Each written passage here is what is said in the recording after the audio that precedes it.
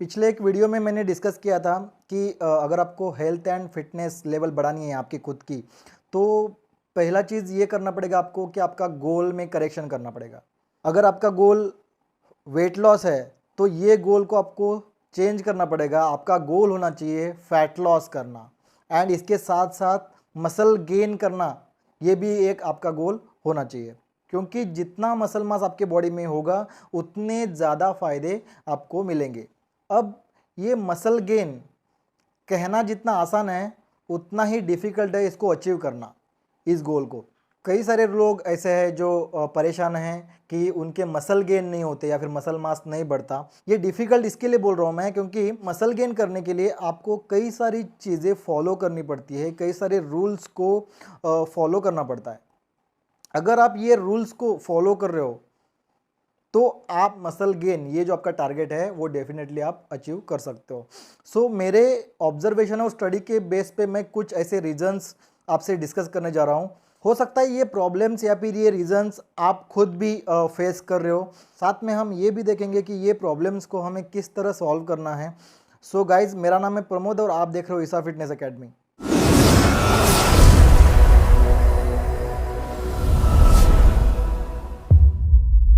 सो पहला रीज़न ये हो सकता है कि नो कंसिस्टेंसी।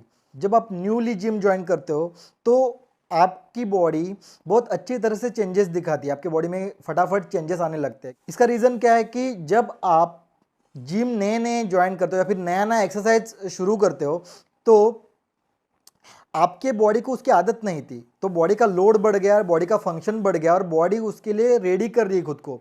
तो बॉडी में कई सारे चेंजेस आने लगते हैं, बॉडी कैलोरीज बर्न करने लगती है, उस वेट को फेस करने के लिए आपका मसल मास बढ़ाने लगती है। तो शुरुआत में अगर देखोगे कुछ पीरियड में तो आपके बॉडी में फटाफट चेंजेस आने लगते हैं, बट कुछ दिनों के बाद बॉडी उस ये जो प्रोसेस है उसको स्लो डाउन करती है। तो आपको क्या लगता है कि अभी मेरी बॉडी गेन नहीं होगी या फिर अभी मेरे मसल्स नहीं बढ़ेंगे या फिर आपको चेंजेस थोड़े कम देखने मिलते हैं, तो इसके साथ साथ आपका जो मोटिवेशन है वो भी कम हो जाता है और बहुत सारे लोग यहाँ पे क्विट कर देते हैं। अब यही जो टाइम है आपको यहाँ पे पेशेंस रखना होता है कि अगर आप इस टाइम को फेस करोगे, ये प्रॉब्लम को अगर आप ब्रेकआउट करोगे तो उसके बाद आपके बॉडी में बहुत अच्छे तरह से चेंजेस आने लगेंगे। सो कंसिस्टेंट होना बहुत ज़रूरी है, रेगुलर होना बहुत ज़रूरी है। कुछ लोग 15 दिन जिम जाएंगे, 15 दिन घर पे बैठेंगे, या फिर महीने में 1-2 वीक जिम जाएंगे, बाकी 1-2 वीक रेस्ट करेंगे। या फिर कुछ लोग ऐसे भी होते हैं कि शुरुआत में वर्कआउट करते हैं, फिर बॉडी में सोरनेस आने लगता है और वो पेन की वजह से वो जिम नहीं जाते। वापस वो पेन ठीक हो गया, वापस जिम में जाने लगते हैं। अब इतना गैप के बाद वापस जिम में जाओगे तो बॉडी में वापस सोरनेस आएगा, वापस घर में बैठेंगे। अगर ये चलता रहेगा तो बॉडी आपकी चेंजेस नहीं दिखाएगी, आपका मसल मास नहीं बढ़ेगा। ओके, तो आपको स्लोली आपका वर्कआउट स्टार्ट करना है। शुरुआत में हर एक बंदे को सोरनेस आना ही है क्योंकि वो बॉडी के लिए नई एक्टिविटी थी, न्यू एक्टिविटी थी। तो इसके लिए वो सोरनेस है उसको आपको बेयर करना पड़ेगा कुछ दिन तक, बट आपको वहाँ पे वर्कआउट ब्रेक नहीं करना है, आपको एक्सरसाइज कंटिन्यू रखना है। भले आप थोड़ा सा इंटेंसिटी कम कर सकते हो, ऑलरेडी बिगनिंग लेवल में आपकी इंटेंसिटी कम ही होती है, बट फिर भी अगर आपका बॉडी पेन बहुत ज़्यादा कर रहा है तो आप एकदम लाइट वर्कआउट करिए, बट वो ब्रेक मत करिए। इससे क्या होगा, आपकी कंसिस्टेंसी मेंटेन रहेगी, आपको आदत लगेगी एवरीडे वर्कआउट करने की। एक हफ्ते में मिनिमम 5 डेज आपको एक्सरसाइज करना ही है, वो कार्डियो एक्सरसाइज होने दो या फिर वो वेट ट्रेनिंग होने दो, बट आपको 5 डेज मिनिमम एक्सरसाइज करना है। अगर ये कंसिस्टेंसी आप रख रहे हो तो आपको एक आदत बन जाएगी एवरीडे वर्कआउट करने की, रेगुलर वर्कआउट करने की। आपका ब्रेक नहीं होगा वर्कआउट और आपकी बॉडी ऑटोमेटिक आपका मसल गेन का जो गोल है उसको बूस्ट करेगी। आपके मसल्स धीरे धीरे गेन होने लगेंगे, आपकी बॉडी में ट्रांसफॉर्मेशन दिखने लगेगा। बट यहाँ पे आपको रेगुलर वर्कआउट करना बहुत ज़रूरी है। कुछ लोग ऐसे होते हैं जिनका वर्क पैटर्न थोड़ा सा अलग होता है, उनको महीने में 1 या 2 बार आउट ऑफ सिटी जाना पड़ता है, बाहर कहीं आउट ऑफ कंट्री जाना पड़ता है। तो यहाँ पे भी आपको एक रीज़न मिल जाता है कि अभी मैं बाहर हूँ, मेरा जिम छूट गया है या फिर मेरा वर्कआउट छूट गया। बट ऐसा ज़रूरी नहीं कि आपको आपके फिक्स जिम में ही वर्कआउट करना चाहिए। अगर आप किसी होटल में रुके हो बाहर जाके तो उस होटल में भी जिम हो सकता है, वहाँ पे जाके वर्कआउट करो। होटल में जिम अवेलेबल नहीं है तो आप आपके रूम में भी 1 आध घंटा निकाल के बॉडी वेट से वर्कआउट कर सकते हो। इससे होगा क्या, आपकी कंसिस्टेंसी मेंटेन रहेगी। अभी बॉडी वेट से कि आपको बड़ा ड्रास्टिक रिजल्ट नहीं मिलने वाला है वर्कआउट करके, बट आपकी जो कंसिस्टेंसी है, आपका जो मोटिवेशन है, वो आप मेंटेन रख पाओगे। तो अगर ये प्रॉब्लम आप में से कुछ लोग अगर फेस कर रहे हैं, तो यहाँ पे वो ध्यान रहे कि आप रेगुलर वर्कआउट करो, आप रेगुलर जिम में जाओ, या फिर आप जिम में नहीं जा रहे हो, अभी तो जिम कुछ कुछ स्टेट में बंद भी है, बट अगर आप रेगुलर वर्कआउट करें तो वर्कआउट ब्रेक मत करो अगर वर्कआउट स्टार्ट किया है तो, क्योंकि एक बार आपने वर्कआउट बंद किया तो उसके बाद मोटिवेशन खत्म हो जाता है, वापस वर्कआउट स्टार्ट करने का मन नहीं करता। तो अगर एक बार ठान लिया है, वर्कआउट स्टार्ट किया है, तो उसको रेगुलर रखो। सेकेंड रीज़न ये हो सकता है कि आपका रॉन्ग वर्कआउट शेड्यूल। यस, अगर आप एक्सरसाइज कर रहे हो तो उसका एक शेड्यूल बनता है, और हर एक बंदे का ये अलग अलग शेड्यूल होता है, बट ये शेड्यूल जो है, ये जो शेड्यूल पैटर्न है, वो करेक्ट होना ज़रूरी है।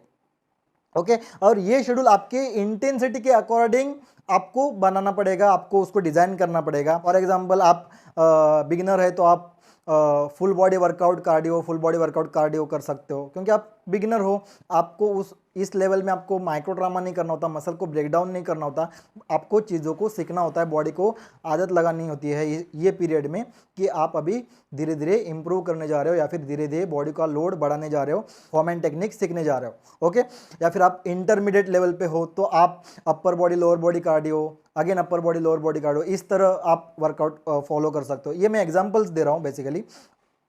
ओके आप अगर एडवांस लेवल पे हो तो आप ट्रिपल स्प्लिट वर्कआउट कर सकते हो, लेग को अलग कर सकते हो, बैक बाइसेप्स को अलग कर सकते हो, चेस्ट शोल्डर ट्राइसेप्स को अलग कर सकते हो, या फिर इसमें भी आपको अगर कोई बेस्ट शेड्यूल मिलता है तो आप उसको भी फॉलो कर सकते हो। मेरा कहने का मतलब ये है कि इस शेड्यूल में अगर आप हफ्ते में 5 to 6 डेज वर्कआउट कर रहे हो तो ये 6 दिन में आपको कंप्लीट बॉडी को हीट करना है, कंप्लीट बॉडी को ट्रेन करना है, लोअर बॉडी से लेके अपर बॉडी तक हर एक मसल को आपको ट्रेन करना है। बहुत बार ये देखा गया है कि कुछ लोगों को लेग्स को ट्रेन करना पसंद ही नहीं है, वो बस अपर बॉडी को ट्रेन करते हैं एवरी डे। कुछ लोग तो ऐसे है रोज बाइसेप ट्राइसेप को ट्रेन करते हैं। अब यहां पे क्या होता है, आप किसी मसल को एवरीडे ट्रेन कर रहे हो तो उसको ओवर ट्रेनिंग हो जाएगी। अब ओवर ट्रेनिंग होगा तो मसल लॉस होगा, मसल गेन नहीं होगा, क्योंकि आप उसको रेस्ट नहीं दे रहे हो, आप उसको रिकवरी के लिए टाइम ही नहीं दे रहे हो, राइट।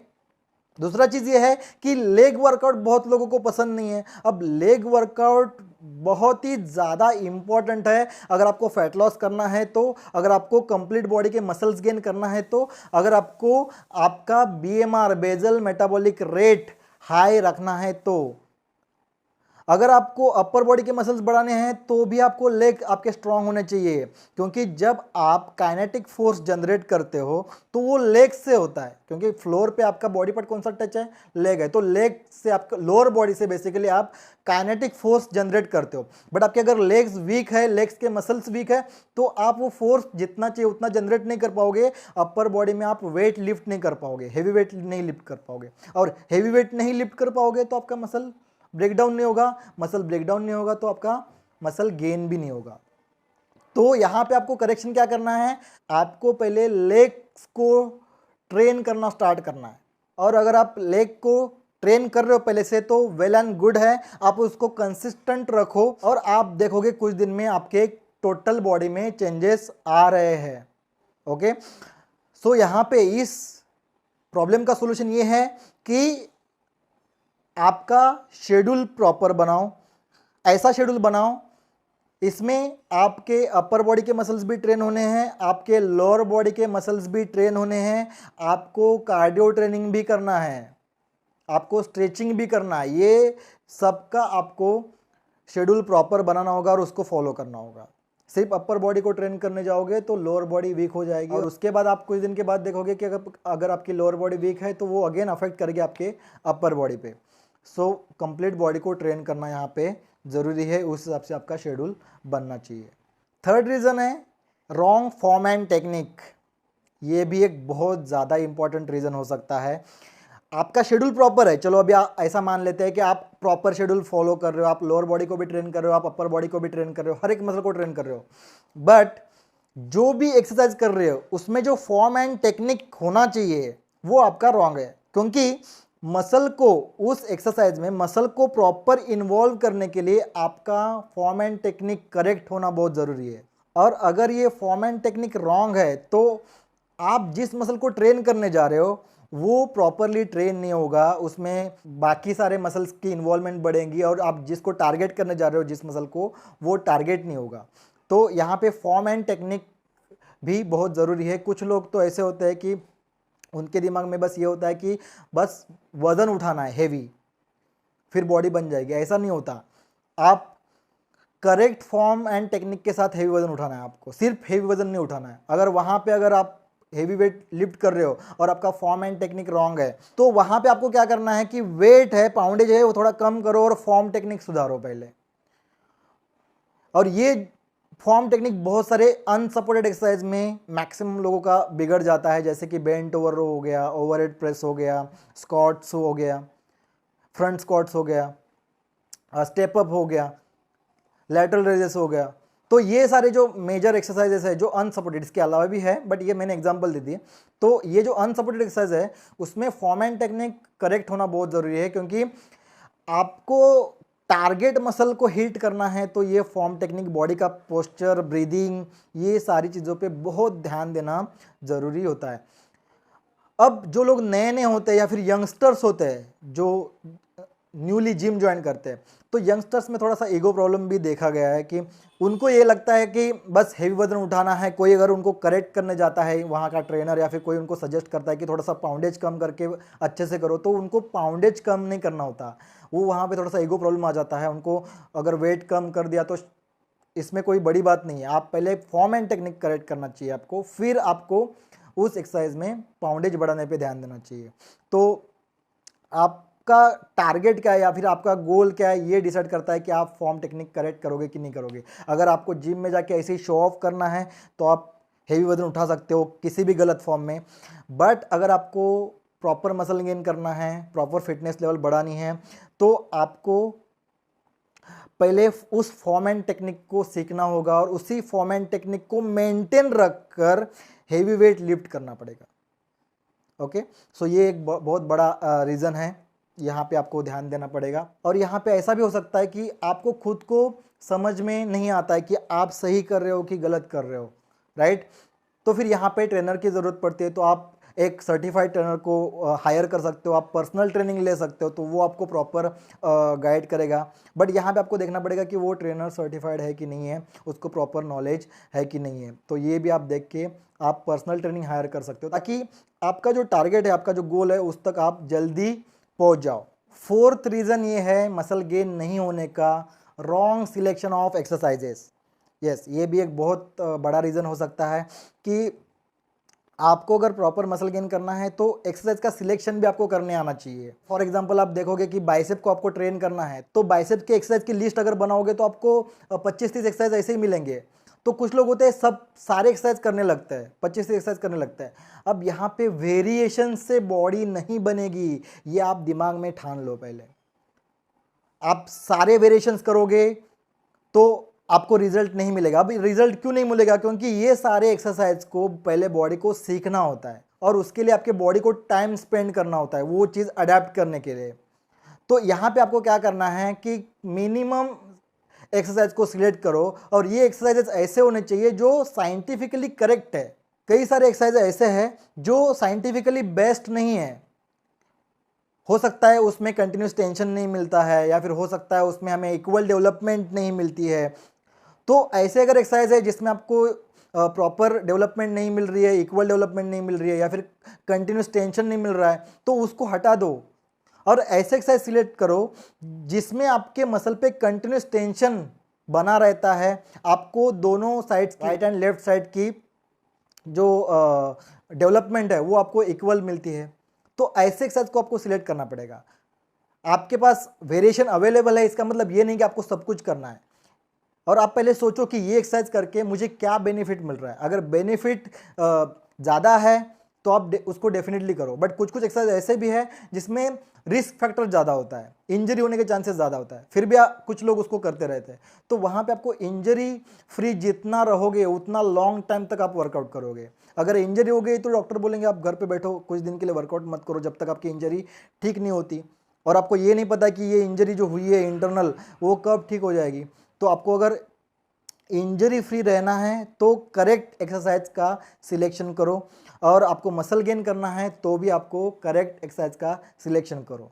जितना इंजरी फ्री रहोगे उतना लॉन्ग टाइम तक या फिर लाइफ टाइम तक आप वर्कआउट कर पाओगे, राइट। और ये अगर आपको समझना है कि एक्सरसाइज सिलेक्शन कैसे करना है तो मेरे चैनल में जाओ, ईसा फिटनेस एकेडमी में, और वहाँ पे मैंने एक वीडियो बनाया है कि कैसे सिलेक्ट करना होता है आपको एक्सरसाइज को। तो सिलेक्शन ऑफ एक्सरसाइज ये वीडियो का टाइटल है, वो आप देख सकते हो। फिफ्थ रीज़न ये है टू मच कार्डियो। कई सारे लोग हैं उनका मसल गेन करने के साथ साथ दूसरा भी एक टारगेट होता है फैट लॉस करना है। तो उनको क्या लगता है कि मैं जितना ज़्यादा कार्डियो करूँगा उतना मेरा फैट लॉस ज़्यादा होगा, बट ऐसे नहीं है। अगर आप ओवर कार्डियो कर रहे हो तो मसल लॉस होने के चांसेस है पहले तो, और जितना मसल लॉस ज़्यादा होगा उतना फिर फ्यूचर में फैट गेन होने के भी चांसेस बढ़ जाते हैं। तो यहाँ पे ये चीज़ समझ लो पहले कि ओवर कार्डियो करने से आपके मसल लॉस ज़्यादा होंगे, फैट लॉस होगा, बट आपको ये भी समझना पड़ेगा कि अगर आप कार्डियो एंड वेट ट्रेनिंग का अगर रेशो प्रॉपर बना के रखते हो तो जितना आपको फैट लॉस कार्डियो ट्रेनिंग में मिलता है उतना ही फैट लॉस आपका वेट ट्रेनिंग में भी होता है। अगर आपकी वेट ट्रेनिंग करेक्ट है तो फॉर्म टेक्निक सही होना चाहिए, आपका एक्सरसाइज सिलेक्शन अच्छा होना चाहिए, आपकी इंटेंसिटी प्रॉपर होना चाहिए। अगर ये प्रॉपरली आप सारी चीज़ें मैनेज कर रहे हो तो जितना फैट लॉस आपको कार्डियो में मिलता है उतना ही फैट लॉस आपको वेट ट्रेनिंग से भी मिलता है, और साथ में वेट ट्रेनिंग से आपके मसल गेन भी हो रहे हैं। तो ओवर कार्डियो करना बंद कर दो। इस चक्कर में फिर होता क्या है कि आप कार्डियो पे ज़्यादा फोकस करने लगते हो, ओवर कार्डियो करने लगते हो, और आपका वेट ट्रेनिंग छूट जाता है, और आप दिन ब दिन पतले तो हो जाते हो बट आपका फैट लॉस कम होता है, मसल लॉस ज़्यादा होता है। और ये हेल्दी होने के या फिर फिट होने के सिम्टम्स नहीं है, ये अनफिट होने के सिम्टम्स है।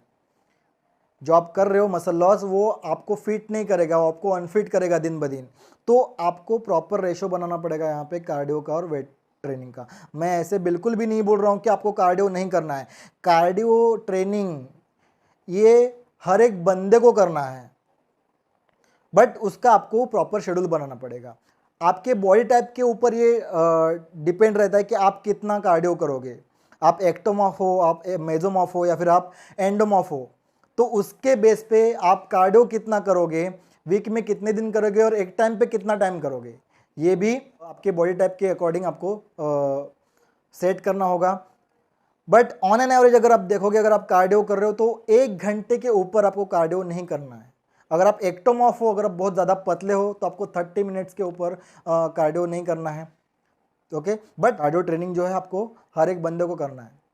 सो ये जो पांचवा प्रॉब्लम है इसमें आपको सोल्यूशन ये मिला कि अगर आप ओवर कार्डियो कर रहे हो तो ओवर कार्डियो ट्रेनिंग को स्टॉप कर दो, आप सफिशिएंट कार्डियो ट्रेनिंग कर दो, और साथ में वेट ट्रेनिंग को भी इन्वॉल्व कर दो, और weight training and cardio training का रेशो प्रॉपर बनाओ, शेड्यूल प्रॉपर बनाओ, तो आप 100% मसल गेन अचीव कर पाओगे। 6th नंबर रीज़न है मसल गेन नहीं होने का, you are not getting enough rest. आपको रेस्ट भी प्रॉपर लेना है अगर आपको मसल गेन करना है तो। जब आप मसल को ब्रेक डाउन करते हो, मसल का माइक्रो ट्रामा करते हो, तो उसको रिकवर होने के लिए मैक्सिमम 72 आवर्स लगते हैं। तो पहला तो आपको उसको 72 घंटे के पहले, 72 आवर्स के पहले वापस ट्रेन नहीं करना है, पहला इतना रेस्ट देना है उस मसल को। एंड इसके साथ साथ आप एवरीडे जो स्लीप लेते हो, नींद लेते हो, रात की नींद, वो आपकी कम से कम 8 घंटे की होनी चाहिए। 8 घंटा आपको प्लेंटी स्लीप लेनी है रात को, क्योंकि आपके ग्रोथ हार्मोन्स, आपके स्ट्रेस रिलीफ हार्मोन्स, ये जो प्रोडक्शन का काम है ये रात में ही होता है प्रॉपर। आपके बॉडी में हार्मोन्स बनने का जो काम है वो रात के स्लीप में प्रॉपर होता है। यंगस्टर्स में ये प्रॉब्लम ज़्यादा देखने मिलता है कि वो रात भर मोबाइल पे, टीवी पे, लैपटॉप पे गेम्स खेलते हैं या फिर चैटिंग करते हैं, कुछ भी जो भी है, वो सोते नहीं, लेट तक सोते हैं, तो फिर उनका मसल गेन पे वो अफेक्ट करेगा। अगर आप ये सोचोगे कि मैं रात को 4 घंटा सो लूँ और दिन को 4 घंटा सो लूँ, तो ये ऐसे नहीं होगा, क्योंकि आपके हार्मोन्स दिन के टाइम पे वो प्रॉपर प्रोडक्शन नहीं होगा। आपका हार्मोन्स का प्रोडक्शन रात के टाइम पे होता है, इसलिए आपको रात में कम से कम 8 घंटे की नींद कंप्लीट करनी है ताकि आप अच्छे से मसल गेन कर सको। और मसल गेन नहीं होने का सबसे मेन रीज़न ये है कि you are not eating enough, आप प्रॉपर नहीं खा रहे हो। अगर आप बोलोगे कि मैं बहुत ज़्यादा खाना खा लेता हूँ, बट ये खाने में क्या चीज़ है प्रॉपर, कार्बोहाइड्रेट्स है, फैट है या फिर प्रोटीन है, ये भी मैटर करता है। आप दिन भर अगर कार्बोहाइड्रेट्स खा रहे हो बहुत ज़्यादा क्वांटिटी में, तो आपके मसल गेन नहीं होंगे, क्योंकि मसल गेन होने के लिए कार्बोहाइड्रेट तो ज़रूरी है ही, बट मसल रिपेयरिंग के लिए और मसल गेन के लिए प्रोटीन, ये जो न्यूट्रिएंट है, बहुत ज़्यादा ज़रूरी है। तो आपका फूड सिलेक्शन ये प्रॉपर होना चाहिए, आपका मील फ्रीक्वेंसी भी प्रॉपर होना चाहिए। और आपको ये ध्यान में रखना है कि जब भी आप खाना खाओगे तो आपके मील में protein, carbohydrates, fats, vitamins, minerals, ये सारे nutrients, micro and macro nutrients include होने चाहिए। आप एक मील में कार्बोहाइड्रेट्स खाओगे, दूसरे मील में सिर्फ प्रोटीन खाओगे, ये ऐसा नहीं चलेगा। जितनी बार भी मील ले रहे हो उसमें आपको ये सबको ऐड करना होगा।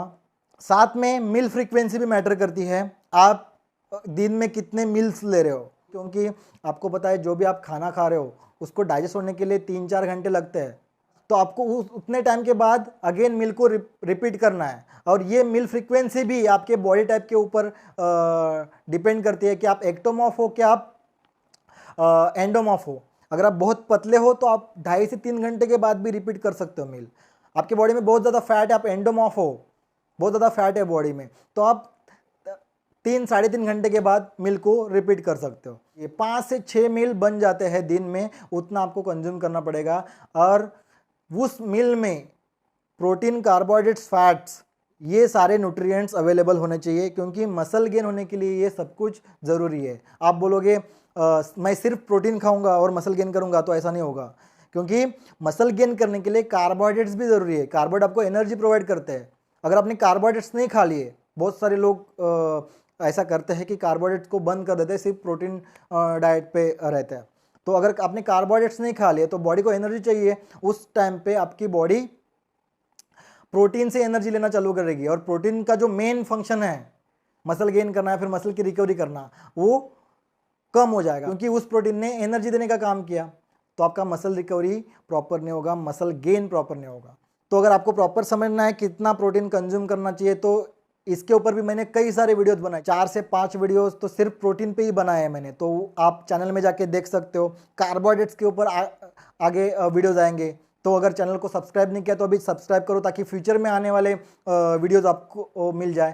सो आज हमने डिस्कस किया कि मसल गेन नहीं होने के कुछ रीजंस। तो ये मैंने 7 रीजंस आपको बताए, जो कॉमन रीजंस है आपको मसल गेन का जो टारगेट है उसको अफेक्ट करते हैं।